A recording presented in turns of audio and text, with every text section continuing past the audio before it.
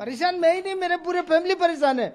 अच्छे से मेरे बच्चे लोग काम कर रहे थे, अपने अपने जगह में जॉब कर रहे बच्चे, 2 वक्त का रोटी के लिए इधर उधर भागते फिर रहे हैं मेरे बच्चे हैं। छोटी सी एक नौकरी करता था मेरा बेटा, वो भी छूट गया नौकरी उसका।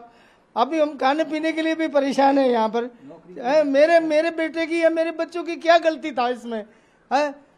इसके लिए मैं खाने बनाने में परेशान, मैं उठने बैठने के लिए परेशान और हर एक चीज के लिए परेशान हो रहा हूँ मैं। किस तरीके से मेरा जिंदगी चल रहा है?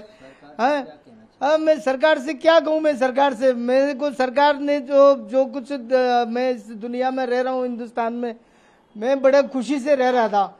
ये जो हाल माहौल पैदा किया मेरे बच्चे ने, मैं कहता हूँ ऐसे बच्चे को इस दुनिया में हमारे भारत में आने का कोई हक नहीं है। ऐसे अगर आता भी है तो उसको कड़ी से कड़ी सजा दी जाए, उसको कोई भी हो इस मामले में। अनऑथराइज काम जो किया है वो अच्छा नहीं किया लड़की ने। वो लड़की अगर सुन रहा है तो मेरे ख्याल से वो थोड़े से पानी में डूब के मर जाए। मुझे पता नहीं है उनकी आजादी क्या है, वो जाने, मेरे को मालूम नहीं है उनकी स्थिति में क्या है, पर जो भी किया है वो एकदम मतलब गलत है, बिल्कुल गलत है। ऐसे लोगों को सजा दी जाए। भारतवर्ष के संविधान में ये चीज भी होना चाहिए कि जो इस तरीके का जो कदम उठाता उनको फ्री लब नहीं होना चाहिए हमारे भारत देश में।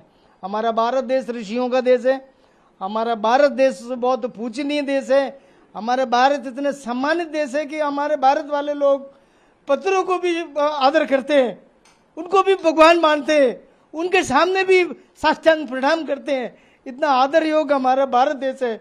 और ऐसे सपूत, ऐसी लड़कियां, मैं नहीं चाहता कि ये ऐसी लड़कियों को जिंदगी जीने का हक हो।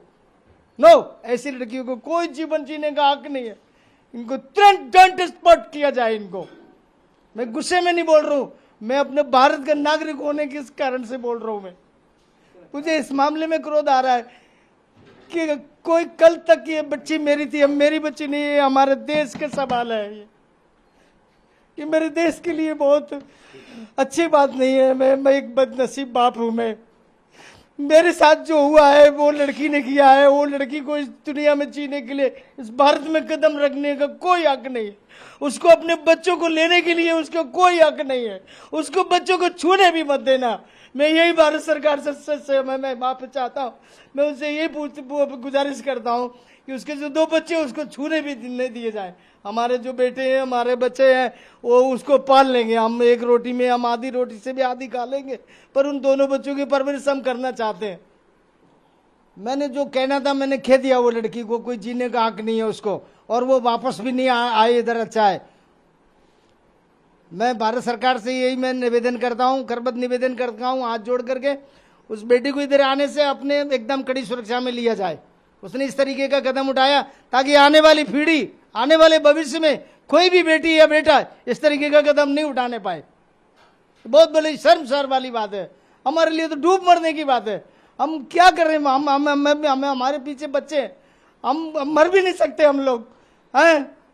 क्या करेंगे हम, क्या करेंगे जी के? फिर भी हम सोचते हैं कि मेरे 2 बच्चियों की शादी करना है, मुझे मेरे बेटे के लिए जीना है, मुझे मेरे अपने बच्चों के लिए जीना है। मैं इसलिए मैं जी रहा हूँ इस देश में। मैं इतना बदनसीब आदमी हूं मैं कि मेरा नाम उस बेटी के साथ जुड़ा हुआ है। मेरे नाम उससे अब मेरा हटा दिया जाए। मैं यही निवेदन करता हूँ। मेरे नाम उसके साथ जो जुड़ा है मेरे लिए बहुत बड़ी कलंक की बात है। यदि वो से हमारे इस बयान को अगर वो लड़की सुन रही है, अगर थोड़ा भी तो उसके अंदर अगर मेरा खून है, या हिंदुस्तान का थोड़ा भी पानी उसने पिया है जीवन में, इतना पढ़ा लिखा, इतना 29 साल 38 साल की उम्र हुई है, तो वो थोड़े से पानी में अपने आप को डूब के मरना चाहिए उसको।